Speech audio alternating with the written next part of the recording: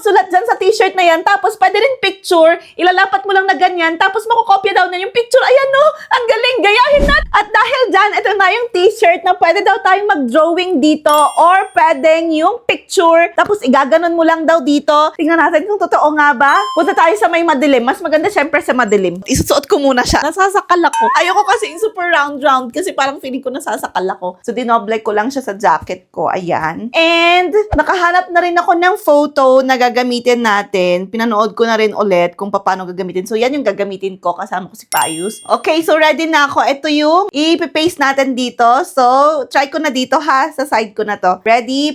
Off yung ilaw. Go. Sana gumana. Naka-max naman na yon. Walang sinabi dun sa video kung gaano kabilis. Let's see. Nagluminous kasi siya talaga. Or dapat bang madilim? Hindi naman siguro kailangang super dilim. Pwede na ba to? Tignan ko na.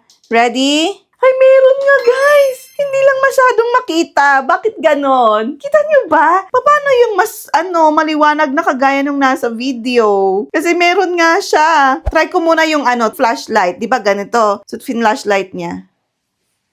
Ay! Ayun no! Ayun no! Nakagawa ako ng heart. So, feeling ko, yung ilaw, yun yung ginagawa niyang pang-design. So, ayun no, gumagana siya. Yun lang yung picture namin, hindi lang masyadong bumakat. Kasi siguro kulang sa liwanag. Sandali, try ko pa ulit. Gantong madilim, hindi masyadong makita, pero try kong buksan yung ilaw. Ayan, hindi nyo na siya makikita kapag kabukas yung ilaw. Pero i-try natin yung black and white naman dito sa taas. Wait lang ha, kasi dito hindi masyado. Dito, black and white na yan guys. Ay, sana gumana.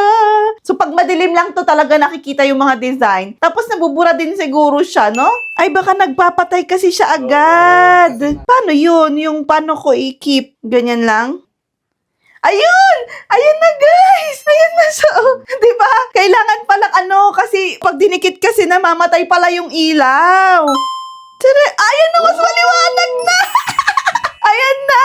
Ayan na guys, kailangan mas matagal lang siya, tapos black and white talaga. Tapos pag nyo masyadong idikit para hindi nag-off yung ilaw ninyo. So ayun, gumana naman siya. Hindi naman tayo nabudol for today's video. So if you want this, alam nyo na, ilalagay ko na lang sa box kung saan makakabili. Bye-bye!